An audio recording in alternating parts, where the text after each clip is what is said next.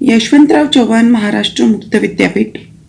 Book code है HEN 101। पुस्तक है हिंदी भाषा का परिचय और उसकी संरचना। हिंदी की शब्दावली। भाषा बहते पानी जैसी होती है। जैसे जैसे वह विकसित होती जाती है वैसे वैसे उसमें अन्य भाषाओं के शब्द अपने आप आकर घुल मिल जाते हैं। भाषा के माध्यम से ही मनुष्य एक दूसरे के साथ बातचीत का व्यवहार करता है। अतः मिश्रित होते जाना भाषा का स्वभाव बन जाता है। जिस भाषा में मिश्रण की प्रक्रिया तेजी से होती जाती है और जो भाषा विभिन्न भाषाओं के शब्दों को अपने भीतर जम करती जाती है वह भाषा अधिकाधिक शक्तिशाली बनती जाती है। हिंदी इन अर्थ में एक प्रभावशाली भाषा है। इनमें भारतीय आर्य भाषा के, भारतीय अयार्न भाषाओं के तथा कई विदेशी भाषाओं के सहजता से घुल मिल गए। भारतीय आर्य भाषाओं के शब्द समूह में तद्भव प्राचीन आर्य भाषाओं से मध्यकालीन भाषाओं में होते हुए जो शब्द चले आ रहे हैं उनको तद्भव शब्द कहते हैं। ये संस्कृत से उत्पन्न होते हैं।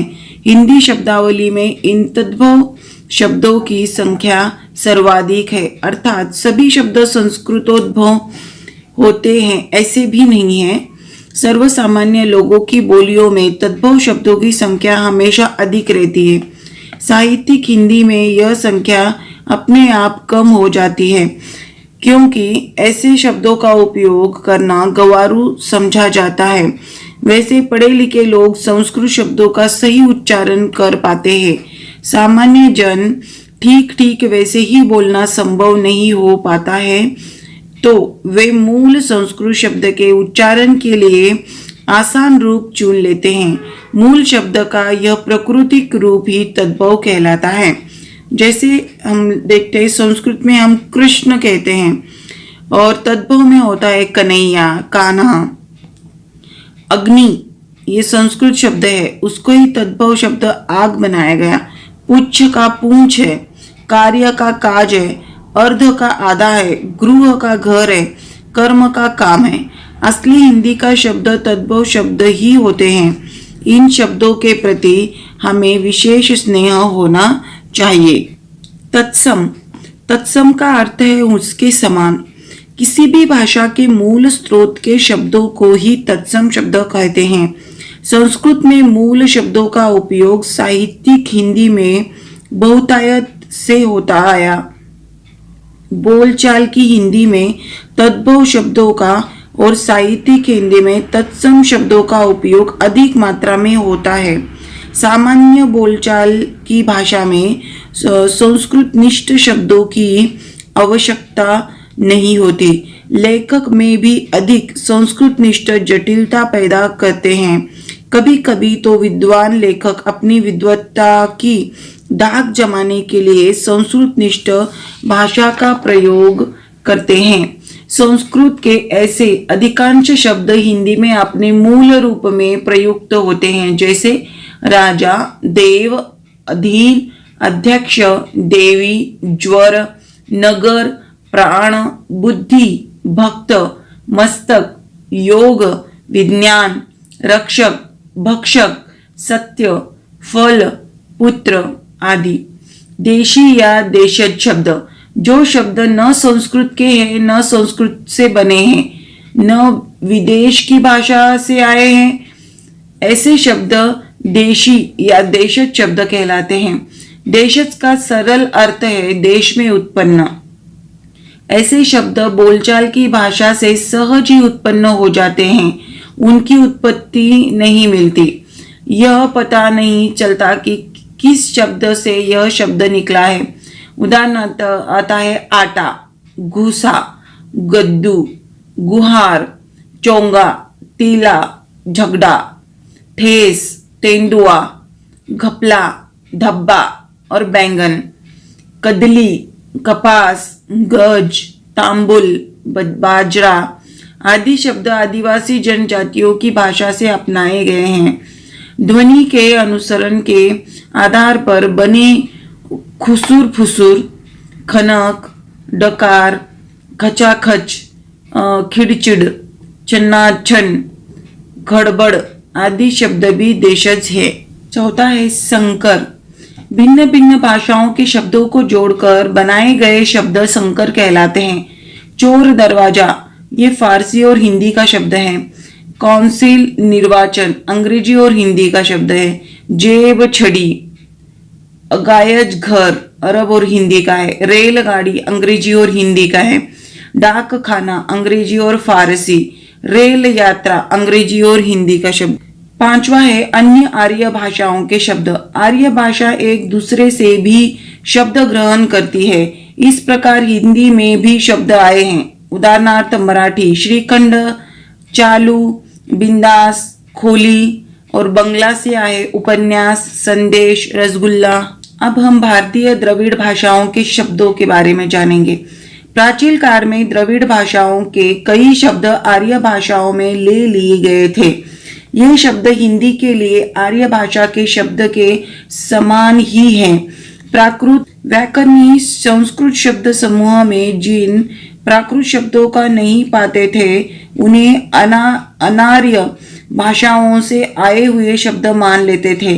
भारत के दक्षिण भाग में द्रविड़ परिवार की जो भाषाएं कन्नड़, तमिल, तेलुगु, मलयालम है, उनमें से भी कुछ शब्द हिंदी में आ गए हैं।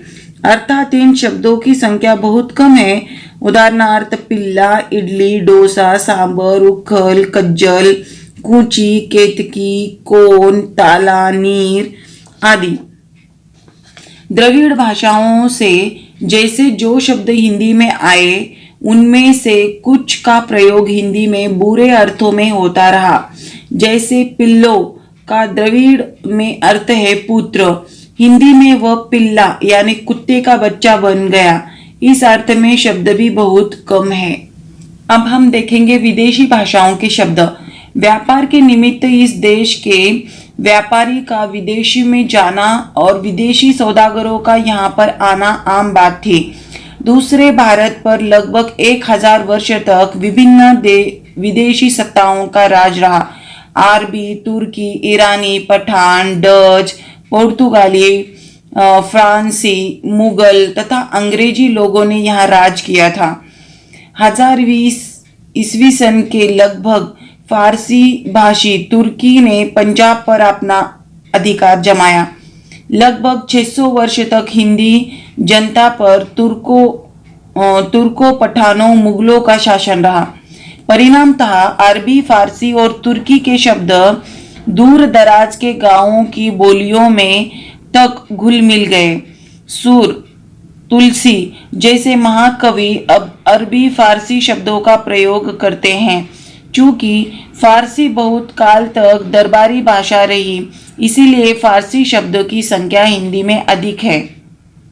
प्राचीन हिंदी साहित्य में फारसी, अरबी, तुर्की या पश्तो भाषा के शब्द जिस तरह मिलते हैं वैसे अंग्रेजी या फ्रेंच के नहीं मिलते। यह यूरोप के लोगों का आना जाना शुरू हुआ लगभग 1500 के बाद। प्रारंभिक 200 या 300 सालों तक इन लोगों का हिंदी भाषी लोगों से अधिक संपर्क नहीं रहा, क्योंकि अंग्रेजों का व्यापार के निमित्त समुद्र तटवर्ती प्रदेशों में ही अधिक रहा।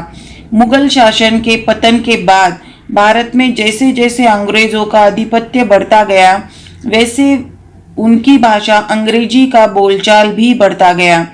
गत लगभग 100-150 वर्ष हिंदी शब्द समूह में अंग्रेजी भाषा काफी प्रभाव पड़ता है। किसी भी बात की अति हानिकारक होती है।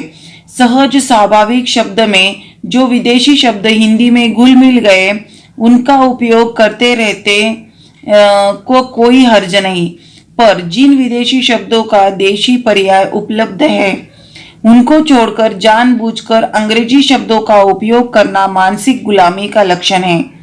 दुर्भाग्य से हिंदी को कई लेखकों में से तरह अंग्रेजी शब्दों और वाक्यों तक बहुतायत से उपयोग करने की प्रकृति पाई जाती है।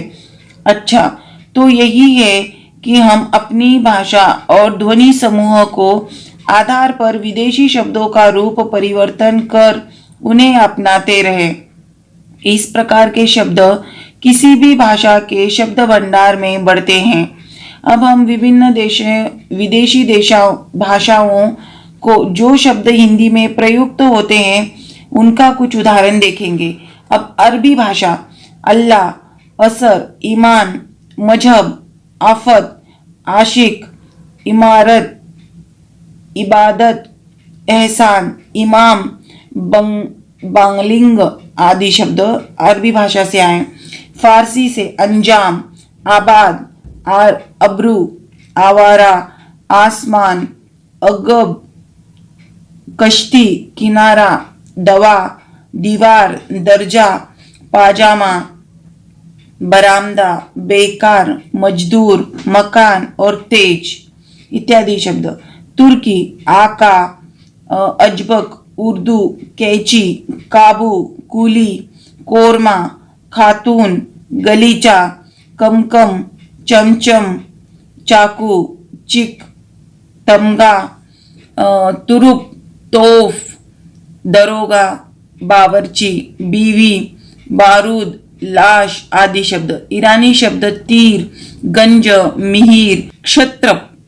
पाश्तो के शब्द है पठान, रोहिला, गुंडा, अचार, तहस नहस। जापानी शब्द रिक्शा, जुजुस्तु, झम्पान, सायोनारा, कराटे। चीनी भाषा के टसक, किचक और चीनी। पोर्तुगाल के शब्द अचार, अलमारी, कमीज, नीलाम, अनन्यास, कंस्तर, गमला, झसपात, अल्पिन, आया, गिरजा, गोभी, चाबी, तंबाकू आदि। फ्रेंच के शब्द आहे कारतूस, कप, कॉलर, टेबुल, कूपन, अंग्रेज। डच के तरुब और तब। रूसी के शब्द आहे रुबल, जार, बोदका और स्पुतनिक। अंग्रेजी के अगणित शब्दों का उपयोग हम रोज व्यवहार में करते रहते हैं। फारसी के बाद हिंदी में अंग्रेजी शब्द की संख्या ही सर्वाधिक है। रोज नए नए शब्द भर्ती होते जाते हैं, अतः इन सारे शब्दों की सूची बनाना एक टेढ़ी खीर है। जैसे टेबल, कुर्सी, फैन, बहुत सारे।